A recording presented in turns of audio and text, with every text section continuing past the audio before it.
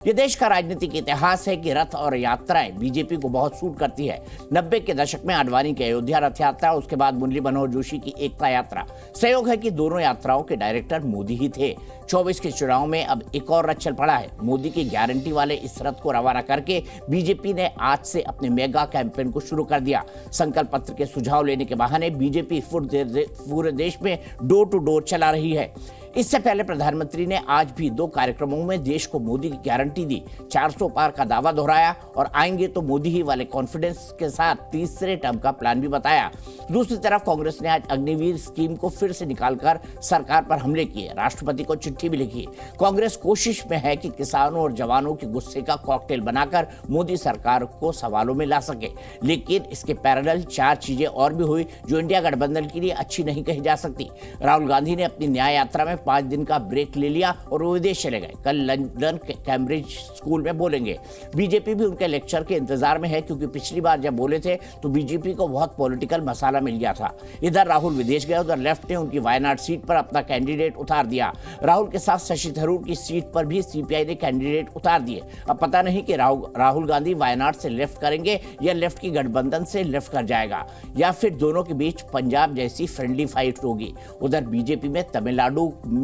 BJP को तमिलनाडु में नया दोस्त मिल गया है। तमिल वनीला कांग्रेस आज से एनडीए की साथी हो गई है। मतलब बीजेपी हवा में ही नहीं रही, बल्कि इस बार तमिलनाडु में भी चौंकाएंगे। तो क्या 24 में जादू चलेगा? कुछ यात्रा चलेगी या रथ चलेगा? गठबंधन चलेगा या गारंटी चलेगी?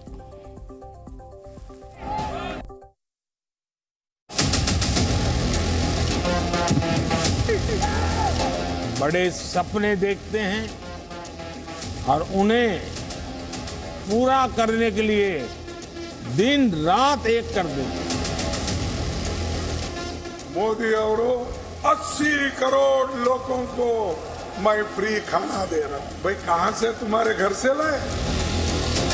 ऐसे लगभग 2.25 लाख लोग हैं जिनको आपने भर्ती दी लेकिन ज्वाइन नहीं कराया। आपका सपना और मोदी का संकल्प, यह विकसित भारत की गारंटी है। जब ये अग्निपथ योजना आई तो 1.5 लाख जो पक्की भर्ती में सरकार द्वारा चयनित नौजवान थे, उनकी ज्वाइनिंग पे प्रश्न चिन्ह लग गया। आज तक वो दर दर की ठोकरें खा रहे हैं। 2019 में भी हमने कंटेस्ट किया था उसमें, तो इस बार भी पार्टी ने इसका कैंडिडेट को घोषणा किया एंड वायनाड से मेरा नाम भी आ गया। तो एनी बहुत पुरानी कार्यकर्ता सीपीआई की मैं कम से कम 25 सालों से उन्हें जानता हूं, और वो राहुल गांधी के खिलाफ चुनाव लड़ेंगी। कमिटेड लेफ्ट की लीडर है और राहुल भी लेफ्ट लीनिंग वाले लोगों के साथ आजकल ज्यादा रहते हैं। ऐसे आरोप बीजेपी और कई सारे लोग उन पर लगाते हैं। इसी पर बात करेंगे। नलिन कोहली जी भारतीय जनता पार्टी के राष्ट्रीय प्रवक्ता मेरे साथ है, और एडवोकेट अर्शदीप खडियार राष्ट्रीय प्रवक्ता कांग्रेस के मेरे साथ है। अर्शदीप भाई, नलिन भाई साहब, दोनों आप लोग हैं, आराम से बोलिएगा, पूरा वक्त मिलेगा। 90 सेकंड का टाइमर होगा। और अर्शदीप, मेरा पहला सवाल आपके लिए ये रहा कि आखिरकार लेफ्ट ने क्या राहुल जी को वायनाड से लेफ्ट कराने का मन बना लिया, इसीलिए उन्होंने कैंडिडेट भी दे दिया, वो भी एनी जैसी पुरानी कार्यकर्ता? देखिए, लेफ्ट तो AIADMK करके चला गया भारतीय जनता पार्टी के नॉन डेमोक्रेटिक अलायंस को। समता पार्टी छोड़ करके चली गई। पुराना एलाय श्रोमणी अकाली दल छोड़ करके चला गया। एसएडी संयुक्त तैयारी कर रहा है और 4-5 और बहुत जल्दी छोड़ जाएंगे, क्योंकि भारतीय जनता पार्टी को एक के बाद एक सेटबैक्स लगे हैं। पहला सेटबैक लगा जब इलेक्टोरल बॉन्ड्स को देश की सबसे बड़ी अदालत सुप्रीम कोर्ट ने अनकॉन्स्टिट्यूशनल करार कर दिया। दूसरा सेटबैक लगा जब चंडीगढ़ मेयर पोल, जिसको हमने सेमीफाइनल बताया था, उसमें भारतीय जनता पार्टी को फटकार भी लगी। कहा गया कि चंडीगढ़ मेयर पोल में लोकतंत्र का कत्ल हुआ, और जो प्रिजाइडिंग ऑफिसर थे, जो भारतीय जनता पार्टी के एक्टिव मेंबर हैं, बीजेपी के ऑफिस बेरर रहे हैं, कहा कि उनके खिलाफ कार्रवाई होनी चाहिए सुप्रीम कोर्ट ने। और मेयर भी, सीनियर डिप्टी मेयर भी और डिप्टी मेयर भी इंडिया अलायंस का बना। तीसरा सेटबैक लगा भारतीय जनता पार्टी की सरकार को जब इन्होंने हमारे खाते फ्रीज करने की कोशिश की और ट्रिब्यूनल ने उन्हें डी फ्रीज कर दिया, और पता लगा वहां से कि कैसे पॉलिटिकल वेंडेटा के तहत Bharatiya Janata party IT, ED, CBI का दुरुपयोग करती है। आज बच्चा कह रहा है बीजेपी हटाओ, देश बचाओ। भारतीय जनता पार्टी और ब्रिटिश एक समान, कांग्रेस और इंडिया ब्लॉक बंद करने जा रहा है नफरत की दुकान। और साहब, बात पता है क्या है? भारतीय जनता पार्टी की जो सरकार है, हमारी बात कर रही थी, आज नॉन डेमोक्रेटिक अलायंस का सीट शेयरिंग पे, कोई मीटिंग पे, कोई फाइनल डिसीजन पे कुछ पता ही नहीं लग रहा है। हमारी सीट शेयरिंग तो बहुत सारे स्टेट्स में फाइनल हो गई है, गुजरात से लेके, गोवा से लेके, दिल्ली से लेके, हरियाणा से लेके, चंडीगढ़ से लेके और बहुत जगहों में। भारतीय जनता पार्टी का कुछ दिखाई नहीं दे रहा। कहीं ये तो नहीं हो गया कि बीजेपी अपने एलाइज को छोटा समझ के उन्हें दबाने की कोशिश कर रही थी और वो उल्टा गया, भारतीय जनता पार्टी को उनके एलाइज ने दबा लिया। कमजोर इतनी हो गई है और इस डर की वजह से भारतीय जनता पार्टी घबराहट और बौखलाहट की वजह से आईटी सीबीआई का दुरुपयोग करना और ज्यादा शुरू कर दिया और लिस्ट तैयार की है साहब। हेमंत सोरेन जी को टारगेट करना है, तेजस्वी यादव जी को टारगेट करना है, पिनराई विजयन जी को टारगेट करना है, ममता बनर्जी अभिषेक बनर्जी को टारगेट करना है, शिवसेना एनसीपी को टारगेट करना है। मैं तारीफ करूंगा हर्षदीप भाई, टाइम आपका खत्म हो चुका है। मैंने कहा था कि थोड़ी समय का मर्यादा का आप भी और नलिन भाई ध्यान रखेंगे। मैं आपकी तारीफ करता हूं कि आपने 90 सेकंड में वो सब बोला जो आपको कहना था, लेकिन मेरे सवाल का जवाब नहीं दिया कि भाई लेफ्ट ने राहुल जी के खिलाफ कैंडिडेट क्यों उतार दिया। अगला सवाल भी मेरा यही होगा, आप पता नहीं उसका जवाब देंगे या नहीं देंगे। नलिन कोहली जी क्या कहेंगे लेफ्ट के कैंडिडेट उतारने पर? दाद देता हूं हर्षदीप भाई, दाद देता हूं। और आजकल बीजेपी का प्रवक्ता हो, कांग्रेस का प्रवक्ता हो, वो सवाल सुनता ही नहीं, अपना एक रिकॉर्ड बजा के आता है, बजाने लगता है। बीजेपी का रिकॉर्ड है वो। अच्छा, बीजेपी। चलिए नलिन भाई के पास चलता हूं। नलिन भाई बताइए, राहुल गांधी के खिलाफ लेफ्ट ने क्यों कैंडिडेट उतार दिया? बताइए, आपकी समझ क्या कहती है? ऐसा हो सकता है, इसके दो अर्थ निकल सकते हैं। पहली बात कि लेफ्ट पार्टी का कोई समझौता नहीं है, क्योंकि कांग्रेस पार्टी तृणमूल कांग्रेस के साथ जाना चाहती है और बंगाल में 36 का आंकड़ा है तृणमूल कांग्रेस और लेफ्ट पार्टियों के बीच। एक ये कारण है राजनीतिक। दूसरा ये भी है कि राहुल गांधी जी पारिवारिक सीट अमेठी में हारे, वायनाड में आए। अब लेफ्ट को लग रहा होगा कि शायद वहाँ भी हार सकते हैं, तो क्यों हम अपनी एक सीट कम करें। तो दोनों कारणों में से एक हो सकता है या दोनों कारण हो सकते हैं। ठीक है हर्षदीप, अब जवाब देंगे आप? देखिए, लेफ्ट ने क्यों कैंडिडेट उतारा राहुल जी के खिलाफ, बताइए। देखिए, जब तक आप इस सवाल का जवाब नहीं देंगे, मैं ये सवाल लगातार आपसे पूछूंगा। टाइमर हटा दीजिए। देखिए, सवाल आपने पूछना है चौरसिया साहब, जवाब मैंने अपने हिसाब से देना, अपने सवाल अपने हिसाब से किया। और मुझे समझ नहीं आता प्रवक्ता समझते क्या, वो नहीं समझते कि पब्लिक क्या सुनना चाह रही है, क्या सवाल है, क्या जवाब होना चाहिए। हर्षदीप, आप वकील अच्छे हो सकते हैं, लेकिन अच्छा प्रवक्ता बनने के लिए आपको थोड़ा वाकपटु भी होना होगा। मैं एक ही बेनती करूंगा आपसे, एक ही रिक्वेस्ट करूंगा चौरसिया साहब, कि अगर लोकतंत्र में सवाल ऑपोजिशन को होने लग गए और सरकार को होने बंद हो गए, सरकार का तो काम ही सवाल पूछना है सर, उसी की तनख्वाह मिलती है मेरे को। मैं आपकी बात नहीं कर रहा, मैं तो वैसी बात कर रहा हूँ, भारतीय जनता पार्टी की बात कर रहा हूँ। ये चाहते हैं देश के, दुनिया के इंस्टेंट सबसे बड़े लोकतंत्र में सवाल सरकार को ना हो। चलिए हर्षदीप भाई आप बोलिए, नलिन कोहली जी से क्या सवाल पूछना है वही मैं पूछता हूँ। आप मुझे बताइए, थोड़ा सिखाइए एंकरिंग कैसे करते हैं। आप पूछिए नलिन कोहली जी से क्या सवाल पूछना है, मैं वही पूछूंगा आज, आप जो सवाल बोलेंगे। देखिए, आपने मुझे सिखाया डिबेट कैसे करते हैं, अब मैं आपको एंकरिंग तो सिखा नहीं सकता। नहीं, हर्षदीप भाई आप एक राष्ट्रीय पार्टी के राष्ट्रीय प्रवक्ता है सर, मैं पूछ रहा हूँ, आप बोलिए ना नलिन कोहली से क्या पूछना है, मैं वही सवाल पूछूंगा।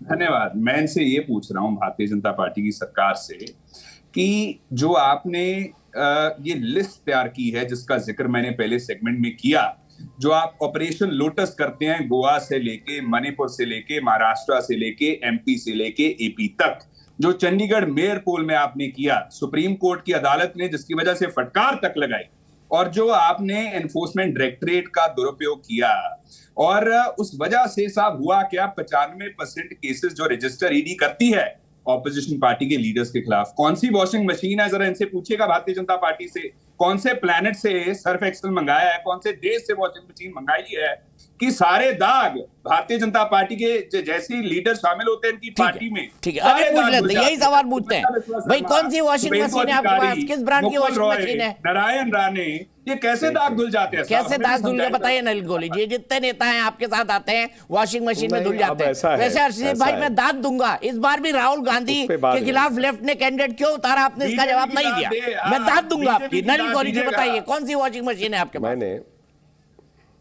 अब मैं बड़े नहीं, उस पर बाद में आएंगे, क्योंकि अभी तक एक भाषण मैंने शुरू में सुन लिया, दूसरा भाषण प्रश्न के नाम पे सुन लिया। कुछ चीज़ें मुझे भी कहनी है दीपक जी, शराफत में थोड़ी ना हमारी बोलती कम हो जाएगी। हम दोनों वकील हैं, भाई साहब भी प्रैक्टिस करते होंगे, मैं भी करता हूँ, रोज़ कोर्ट जाते हैं, और ऐसा कोई वकील मुझे आज तक नहीं मिला जो सारे केसेस जीतते हैं।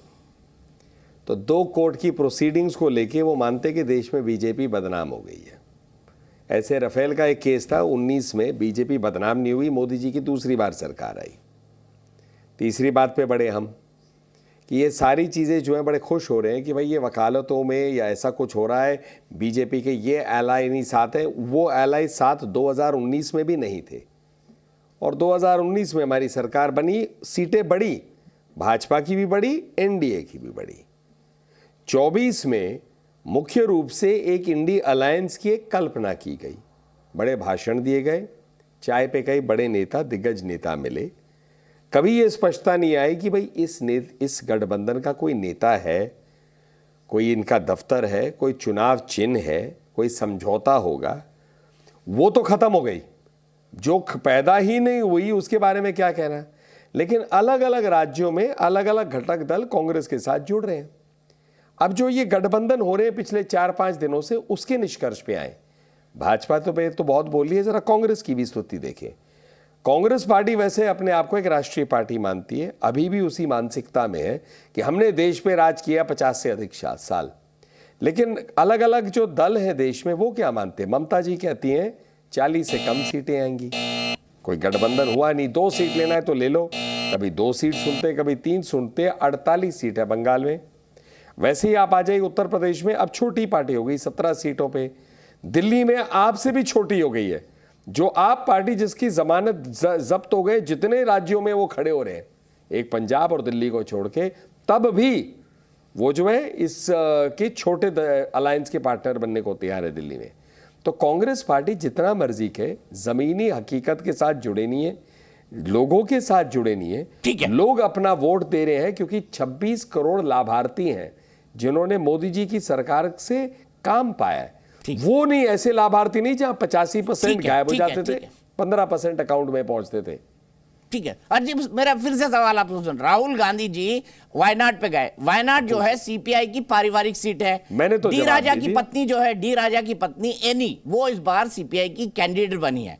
तो लेफ्ट के नेता आपको कह रहे हैं अंदर खाने कि भाई हमारी पारिवारिक सीट हमको दे दो, आप रायबरेली मेठी दोनों में से जहां चाहो लड़ने चले जाओ। तो अर्शदीप क्या करेंगे राहुल जी ऐसे में? वायनाड छोड़ेंगे नहीं छोड़ेंगे? मैं जवाब देता हूं आपको। अब देखिए 60 सेकंड है दोनों के पास मेरा। जी धन्यवाद। देखिए ये जो आप चर्चा कर रहे हैं ना इस मुद्दे पे, ये है सेकेंडरी। इसका रिजल्ट क्या होगा वो है प्राइमरी। और रिजल्ट ये होने जा रहा है कि India block Bharatiya Janata party की सरकार को मुक्त करेगा, जैसे पहले तेलंगाना में किया, कर्नाटका में किया, हिमाचल में किया। नफरत की दुकान को पक्के तौर पे शटर लगेगा और उस पे ऐसा ताला लगेगा कि 20-25 साल खुलेगा नहीं। दूसरी बात साहब ये है, आज देश का अन्नदाता किसान सड़कों पे बैठा है। एक किसान शहीद हो गया, 150 से ज्यादा फट्टड़ हो गए हैं, इंजर्ड है। और मैं भारतीय जनता पार्टी की सरकार से कहूंगा, एक आपके एमपी हैं राजस्थान के, उन्होंने किसानों को टेररिस्ट कहा। पिछली दफा जब किसानों ने आंदोलन किया था 700 किसान शहीद हुए थे।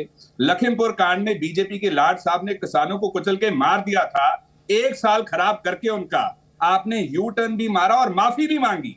तो इस दफा किसान आंदोलन 2.0 में भारतीय जनता पार्टी अपनी गलती का एहसास कब करेगी, कब यू टर्न मारेगी और कब माफी मांगेगी? और मैं भारतीय जनता पार्टी की सरकार से पूछूंगा कि आपकी 10 साल की जो अचीवमेंट है ना साहब, वो सिर्फ और सिर्फ ये है कि आपने अनएम्प्लॉयमेंट 45 साल में हाईएस्ट कर दी, आपने गुर्बत जो है देश में बढ़ा दी, आपने महंगाई जो है आसमान के उसको बिल्कुल पास लगा दिया, सीलिंग छुपा दी। और उसके बाद आप बात कीजिए साहब ग्लोबल रुक जाइए, गाड़ी बच चुकी है। हर एक चीज में इंडिया को पीछे कर दिया भारतीय जनता पार्टी के काम काज ने, और इस वजह से देश इन्हें जवाब देगा, इन्हें पक्के तौर पे मुक्त कर। फिर आपने अर्शदीप जी दाद देता हूं आपके, आपने फिर जवाब नहीं दिया कि राहुल गांधी के खिलाफ वायनाड में लेफ्ट ने कैंडिडेट क्यों उतार दिया। मेरा जवाब तो ले लीजिए। दाद दूंगा अर्शदीप, दाद दूंगा मैं आपकी, दाद दूंगा मैं, दाद दूंगा। अब इसको क्या कहा जाए ये मैं पब्लिक से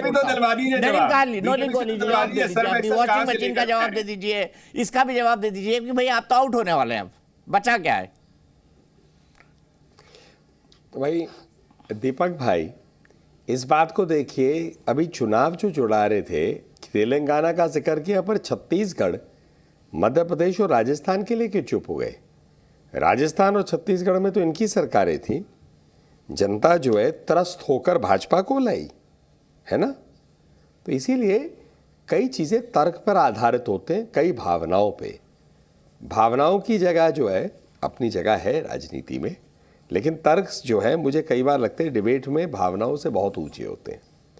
तो पहली बात है कि जनता भाजपा से त्रस्त नहीं है, जनता कांग्रेस से दुखी है कि भाई आपने 55 साल में जो काम किए नहीं वो 10 साल में मोदी जी की सरकार ने की। किसने रोका? दुनिया की सबसे बड़ी अर्थव्यवस्था बनने के लिए हम क्यों ना बढ़े? 10 साल में 10वें नंबर से 4थे नंबर पे आ गए। ये सिर्फ 10 साल में किया है। दूसरी बात, हर गांव में पहुंच गई है बिजली, जल पहुंच रहा है। कई काम हुए जो कांग्रेस ने कल्पना ही नहीं की, पर क्योंकि समय खत्म हो गया मैं अगली बार बोलूंगा। ठीक है हर्षदीप खंडियाल जी, दाद दूंगा मैं आपकी। आप राहुल गांधी जी पे जवाब कब देंगे, मैं इसका इंतजार रहेगा। फिर किसी डिबेट में बैठेंगे, मैं आपसे पूछूंगा जरूर कि राहुल जी के खिलाफ लेफ्ट ने वायनाड में कैंडिडेट क्यों उतारा। मेरे पास फिलहाल इतना ही वक्त है।